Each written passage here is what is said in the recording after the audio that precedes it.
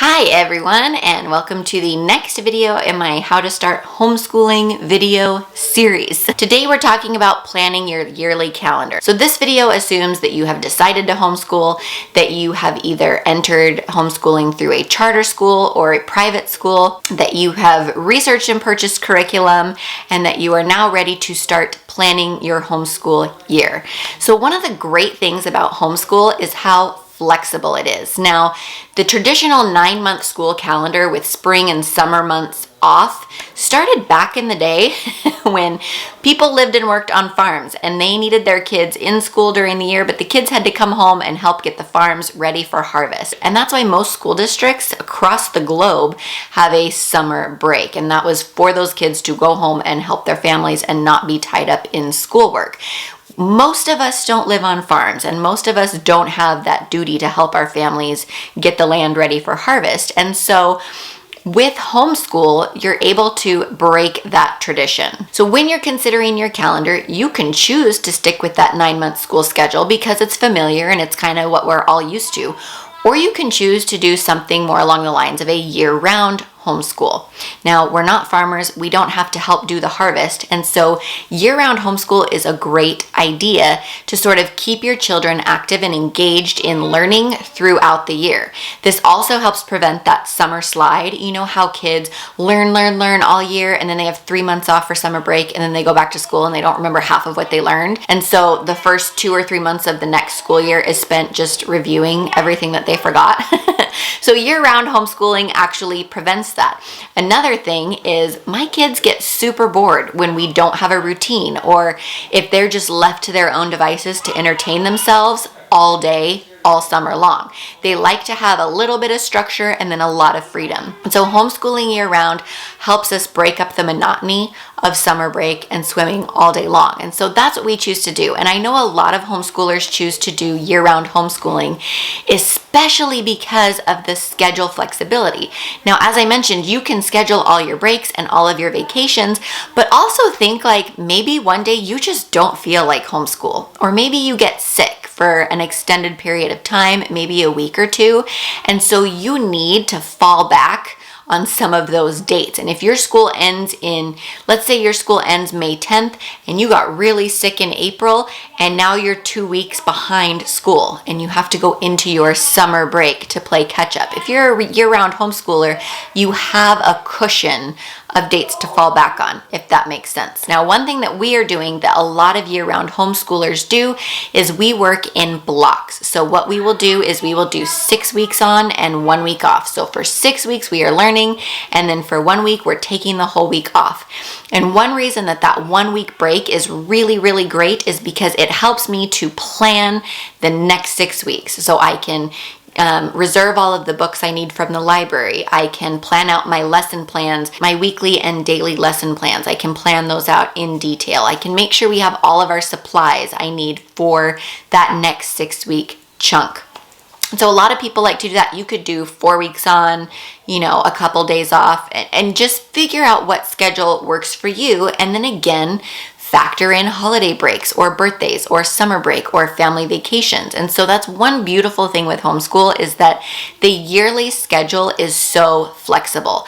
But I do encourage you to take time and actually look at a calendar and plan your year so that you can already start to have in your mind, this is going to be our rhythm, and you're not going to fall behind because you get burnt out. If you just go into it thinking like, yeah, we're just going to homeschool, and you've never homeschooled before and you don't really know like how much work it is, you're going to go into August 17th all gung-ho, and by like September 17th, you're going to be burnt out and ready to be done and possibly fall behind. So go through, schedule time off, schedule breaks, schedule those vacations, pick and choose, holidays or dates that you want to take or don't want to take, but make sure that you just have a visual calendar to look at so that you can sort of see how your school is going to look. So with that being said, I again want to touch on the legalities of setting up your calendar year for homeschool. Here again, you need to know your state laws and state requirements.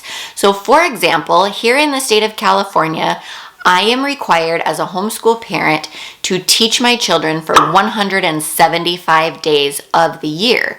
And in those 175 days, I am required to do school for between 3 and 4 hours.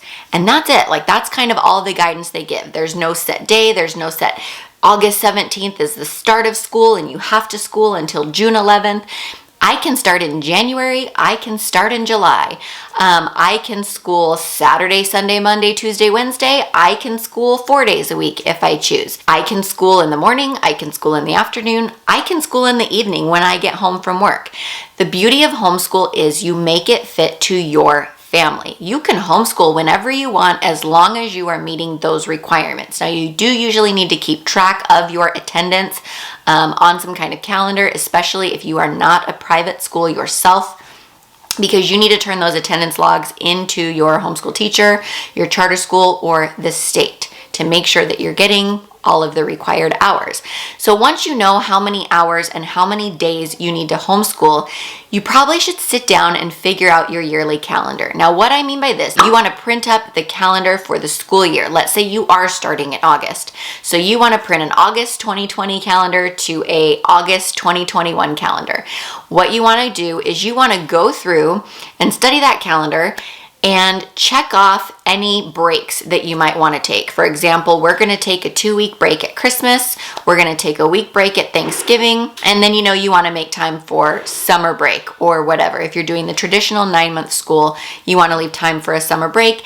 And then just go through and figure out, maybe we want birthdays to be a special day. So every birthday in our house, we're not going to school. It's going to be a school holiday. You also want to consider other national holidays like Columbus Day. Maybe you celebrate it, maybe you don't. Maybe you want to school on Columbus Day, maybe you don't. It's up to you. Maybe you have a big family vacation planned in February, a week or 2-week long family vacation planned in February. So you want to go through and you want to cross out those dates. Just keep in mind that you need to have the minimum number of days planned in your homeschool. So what we did, and what's very common among homeschoolers, is we do year round. Again, we're not farmers. We don't have a harvest. I don't need a huge summer break. And for the most part, over summer break, my kids get really bored and they need routine and they need something to do to sort of break up the monotony of not doing anything all day long. Another thing I kind of touched on earlier was that you don't have to do school Monday through Friday. You don't even have to do your schooling 5 days a week. You can do 4 school days. And a lot of homeschool curriculum account for a 4-day-a-week school schedule. Now, why do they do this? Because you are working one-on-one with a very small number of children or even one child instead of a classroom of 30, you get school done so much faster than the 6-hour school day that public schools have. You might finish in 1 hour, you might finish in 3 hours, but chances are you're getting done much sooner. You also can cover a lot more material in one school day that you could were you schooling in a public school setting.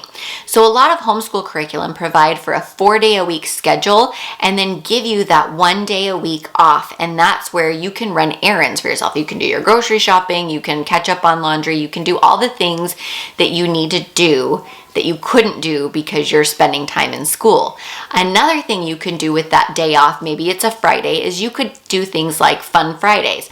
Any projects you didn't finish during the week, you could finish on Friday. Any field trips you wanted to take, you could do on Friday. Now, something that's really cool in California is if you're doing a field trip that's considered educational, that counts as school. So if I want to go hang out at SeaWorld for 3 hours, that's my school day. I just did it. If I want to go to the San Diego Safari Park for a couple of hours, that counts as school. I'm not filling out worksheets, but I'm doing something educational and it totally counts as school. So that's something that we're going to be doing this fall in our homeschool, is we're going to be doing Monday through Thursday of actual table work and lessons and learning, and then Fridays are going to be for museums and parks and field trips. So with that flexibility in mind, something you might want to consider as far as vacationing. If you go on a vacation to the East Coast and you're doing sort of a whole colonial America tour of the East Coast, that counts as homeschool. If your family goes on a cruise to Mexico and you spend some time at Chichen Itza, that counts as school. It's so flexible and it can be so fun, but it's really important to have that calendar planned out. Give yourself some room to fail in case you skip a day or miss a day. And also think outside the box as far as what education is and what education isn't. Remember, homeschool is not public school at home. I'll see you in the next video.